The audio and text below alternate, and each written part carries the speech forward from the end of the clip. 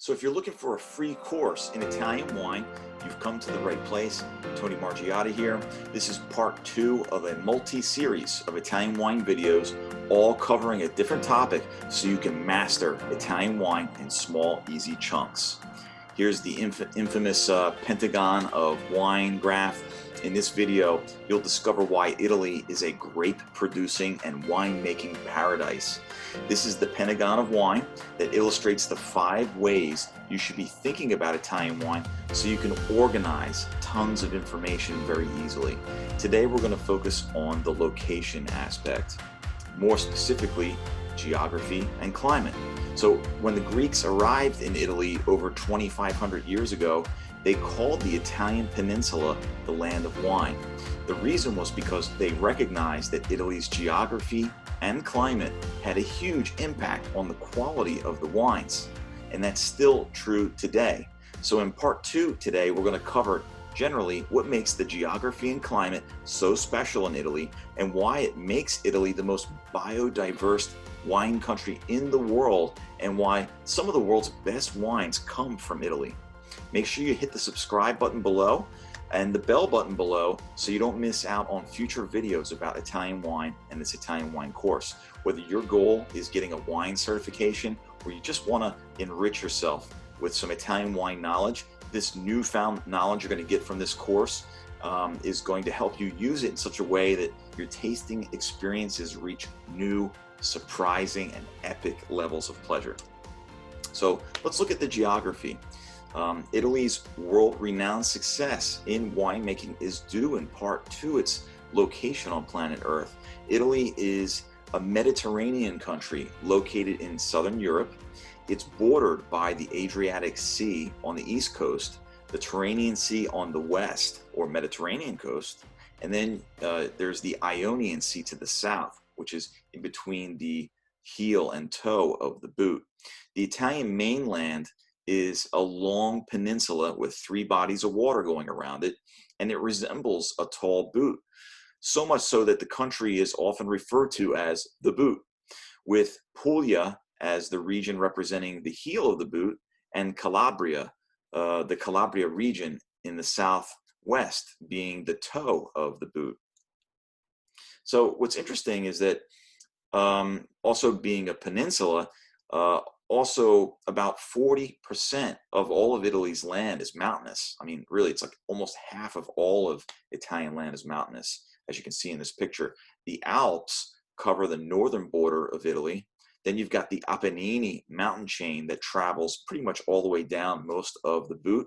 And there are countless vineyards located on the slopes of these mountains and in the valleys surrounded by these mountains throughout Italy. And they enjoy a diverse range of microclimates due to the slopes, the soils, the winds, the elevation, and even the temperature variations.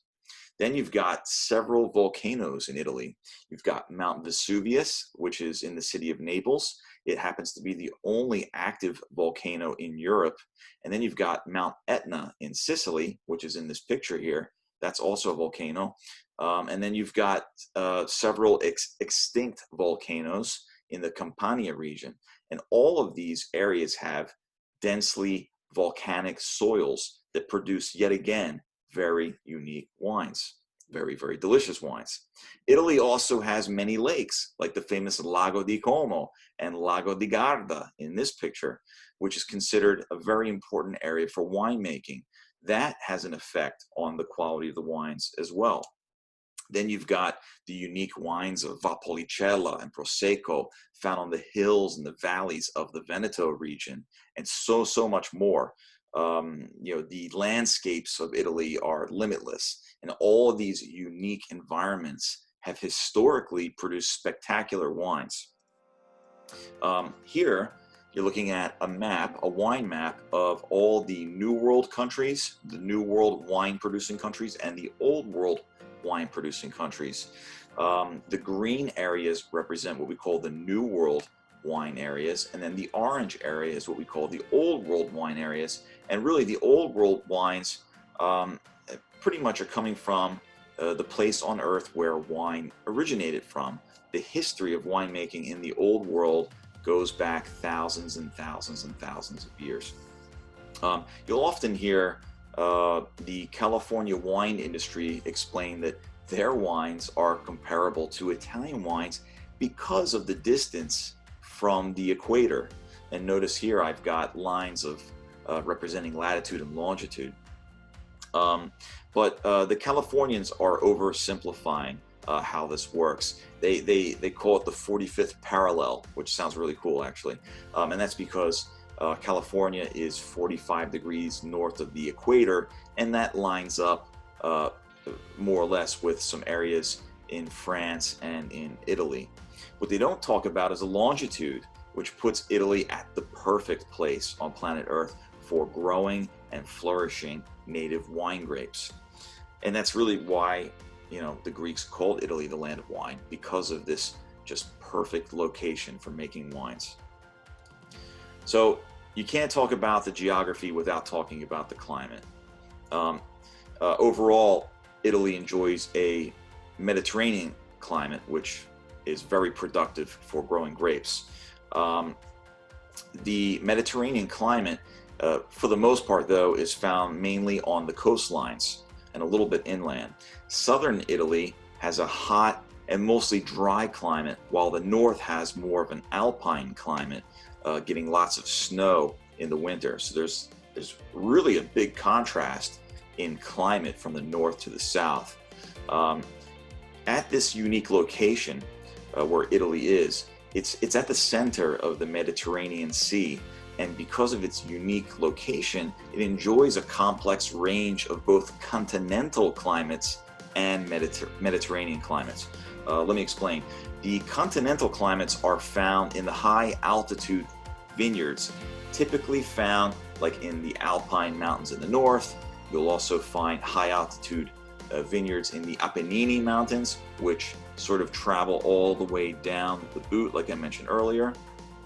And then there's even, the volcanoes, Mount Vesuvius down here, that's mountainous. You have Mount Etna, the volcano in Sicily down this way, that's also mountainous. And those high altitude vineyards enjoy more continental climates, which are a bit different than the climates that are more Mediterranean. The Mediterranean climate vineyards are lower and closer to sea level.